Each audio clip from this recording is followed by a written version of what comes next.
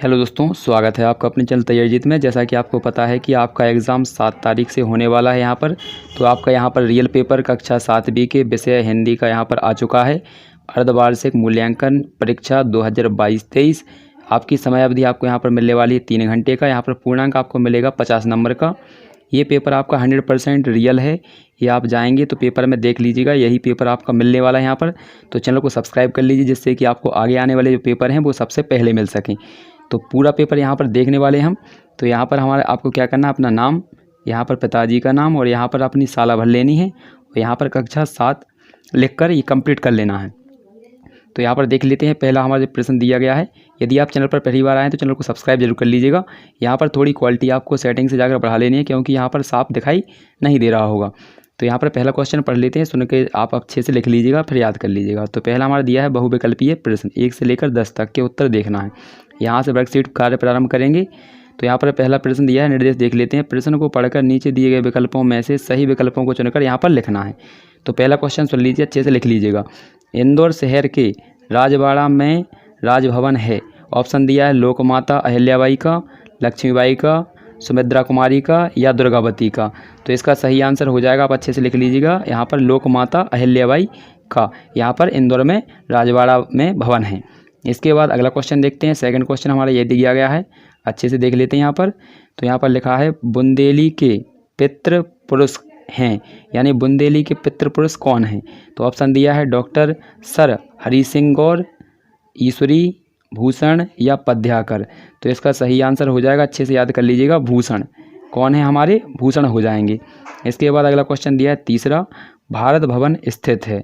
भारत भवन कहाँ स्थित है। तो ऑप्शन दिए गए हैं, आपके इनको देख लेते हैं। ऑप्शन हमारे ये दिए गए हैं, तो अच्छे से देख लेंगे। पहला इंदौर में है, या जबलपुर में, दिल्ली में या भोपाल में।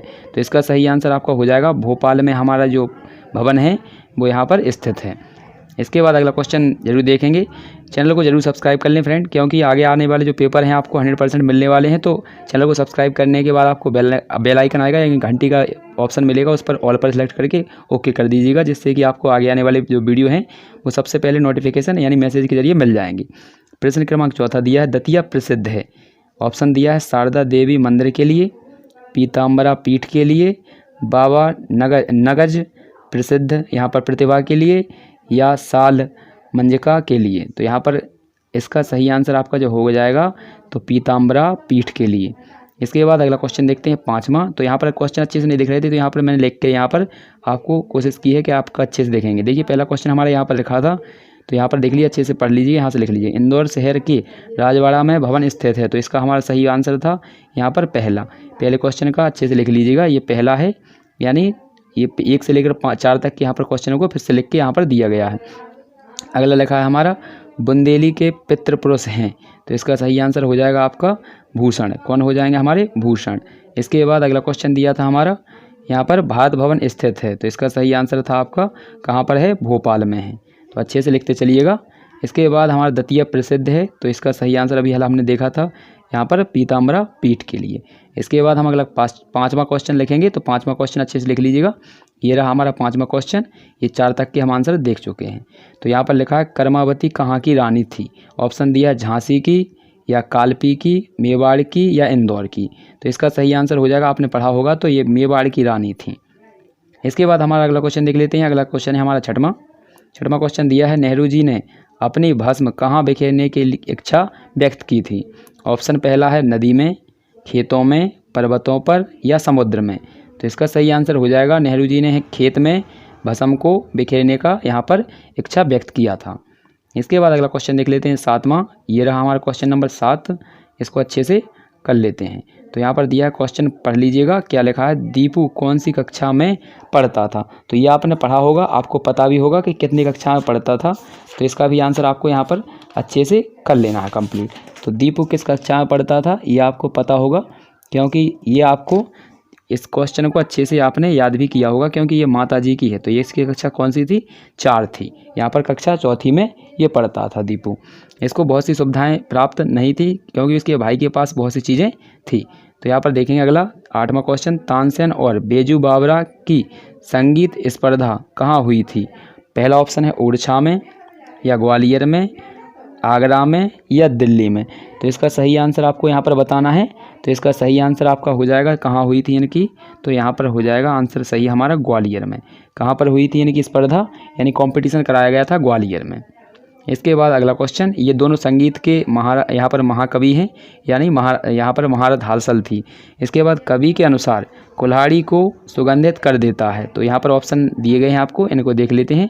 तो यहाँ पर ऑप्शन दिए गए हैं आपके 4, यानी कुल्हाड़ी को कौन सुगंधित कर देता है। पहला है ऑप्शन फूल, चंदन या हवा या भौरा। तो इस आपको पता है कि कौन कर देता है यहाँ पर, तो चंदन है। चंदन की जो लकड़ी होती है वो सभी को सुगंधित कर देती है। इसके बाद अगला क्वेश्चन दिया है हमारा, अगला क्वेश्चन है 10वां, ये हमारा ऑब्जेक्टिव क्वेश्चन लास्ट है। तुलसी ने संत को के समान कहा है। तो ऑप्शन दिया है पहला कौवा, हंस, बगुला या कोयल। तो किसके समान कहा है। तो इसका सही आंसर आपको यहाँ पर ऑप्शन दिख रहा होगा। आंसर यहाँ पर स्क्रीन पर अच्छे से देख लीजिएगा, यहाँ पर आपको टिक लगा हुआ मिल गया होगा। इसके बाद क्वेश्चन नंबर अगला देखते हैं। तो क्वेश्चन नंबर 11 देख लेते हैं। यहाँ पर क्वेश्चन नंबर 11 दिया गया है। तो 11 से लेकर 20 तक के जो क्वेश्चन है आपके 3-3 नंबर के आपको मिलने वाले हैं। तो यहाँ पर अच्छे से इनको कर लीजिएगा। तो यहाँ पर लिखा है, पढ़ लीजिए, नीचे दिए गए प्रश्नों के उत्तर लिखिए। तो यहाँ पर लिखना है, तो क्या दिया गया है क्वेश्चन पढ़ लीजिए। मेरी भावना कविता में कवि किन किन पर साम्य भावना रखने की बात कह रहा है या कही है। तो इसको अच्छे से आपको याद कर लेना है। ये क्वेश्चन आपको दिया गया है, तो इसको आप अच्छे से कर लेंगे। ये आपका पहले पार्ट का क्वेश्चन है। तो इसको आप अच्छे से ढूंढ लीजिएगा, आपकी गाइड होगी आपके पास, तो उसमें से आपको मिल जाएगा। यदि नहीं मिलता है तो यहाँ पर मैं आपको लिख के इसको कंप्लीट करा दूंगा। तो देख लीजिए, यहाँ पर मैंने कंप्लीट कराए हुए भी, अगर आपको नहीं मिलता है तो यहाँ पर अच्छे से नोट डाउन कर लीजिए। तो यहाँ पर लिखा है, मेरी भावना कविता में कवि ने किन किन पर साम्य भावना रखने की बात की है, कही है। तो यहाँ पर उत्तर लिखेंगे आप। इस कविता में कवि ने दुष्ट, निर्दयी व गलत रास्ते पर चलने वालों के प्रति साम्य भावना रखने की बात कही है।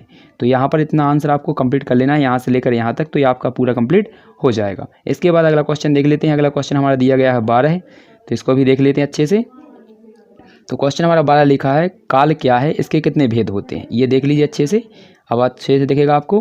काल क्या है, काल के कितने भेद होते हैं। तो आइए इसका आंसर देख लेते हैं। तो यहाँ पर यदि चैनल आपको यहाँ पर देख लेना है अच्छे से, क्योंकि इसी चैनल पर आपको मिलेगा आंसर इसका। तो चैनल को अच्छे से देख लीजिएगा और सब्सक्राइब कर लीजिए। तो यहाँ पर लिखा है, काल किसे कहते हैं, कितने प्रकार के होते हैं या कितने भेद होते हैं। देखिए इसकी परिभाषा देखते हैं। काल का अर्थ है समय, क्रिया के जिस रूप से क्रिया के होने का पता चलता है या ज्ञात होता है, समय ज्ञात होता है, उसे हम काल कहते हैं। तो अच्छे से देख लीजिए, यहाँ पर लिखिए, ये लीजिए अच्छे से, इसका आंसर आप अच्छे से लिख लीजिए। काल का अर्थ होता है समय, क्रिया के जिस रूप से क्रिया के होने का समय ज्ञात होता है उसे काल कहते हैं। काल कितने प्रकार के होते हैं, तो काल के कितने भेद होते हैं, तो अच्छे से देख लीजिए। यहाँ पर काल के 3 भेद होते हैं, वर्तमान काल, भूतकाल और भविष्य काल। अच्छे से लिख लीजिएगा इनको, ये आपको अच्छे से आपको कंप्लीट कर लेना है। तो ये लीजिए, आंसर लिख रहे होंगे आपको, अच्छे से इसको लिख लीजिए। इसके बाद अगला क्वेश्चन देख लेते हैं। अगला क्वेश्चन हमारा क्या दिया है, तो अगला क्वेश्चन देख लेते हैं। तो अगला क्वेश्चन हमारे यहाँ पर ये रहा, आपको यहाँ पर मिलने वाला है 22वां क्वेश्चन। इसके बाद देखेंगे, देखिए ये रहा 22वां क्वेश्चन, अच्छे से देख लीजिए। यहाँ पर 21वां क्वेश्चन, सॉरी फ्रेंड, 21 और 22वां क्वेश्चन आपको यहाँ पर दीर्घोत्तरीय मिलने वाले हैं। ये 5-5 नंबर के होंगे। तो हम यहाँ पर 21वां क्वेश्चन देखने वाले पहले। तो क्या दिया है इसको देख लीजिए। प्रधान अध्यापक को अवकाश के लिए 2 दिवस का प्रार्थना पत्र लिखिए। तो यहाँ पर 2 दिन के आपको अवकाश के लिए पत्र यहाँ पर लिखना है। तो यहाँ पर देख लीजिए, ये दिया गया आंसर। इसके बाद ये देखेंगे, यहाँ पर देख लीजिए, अवकाश पत्र दिया गया आपको कितने दिन के लिए, 2 दिन का अवकाश लेना है। तो यहाँ पर 3 दिन की जगह पे आपको कितना लिख लेना है, 2 लिख लेना है। तो यहाँ पर लिखना है, श्रीमान प्रधान अध्यापक महोदय, शासकीय प्राथमिक विद्यालय यहाँ पर पिछोर लिख लेंगे। इसके बाद महोदय, सविनय निवेदन है कि मुझे गत रात्रि से बुखार आ रहा है, अतः मैं विद्यालय आने में असमर्थ हूँ। श्रीमान जी से निवेदन है या प्रार्थना है कि मुझे यहाँ पर कि मुझे 2, यहाँ पर 3 नहीं, आपको एप्लीकेशन में 2 है तो इसलिए 2 लिखना है, 2 दिवस का अवकाश प्रदान करने की कृपा करें। यहाँ पर तारीख लिख लेनी है, यहाँ आपको अपना नाम लिख लेना है। तो इस प्रकार से आपको कंप्लीट कर लेना है। ये पिछोर आपको यहाँ लिखना है, यहाँ पर लिखेंगे इसके पास में, ठीक है, यहाँ पर लिखना है पिछोर, इसके विद्यालय के जस्ट पास में लिखेंगे। तो आशा है कि आपने अच्छे से इसको देख लिया होगा। आप इतना कंप्लीट कर लीजिए। इतना कंप्लीट हो जाने के बाद आपका जो अगला पार्ट बहुत जल्द आपका आने वाला है। तो मिलते हैं अगले वीडियो में, तब तक के लिए जय हिंद, जय भारत।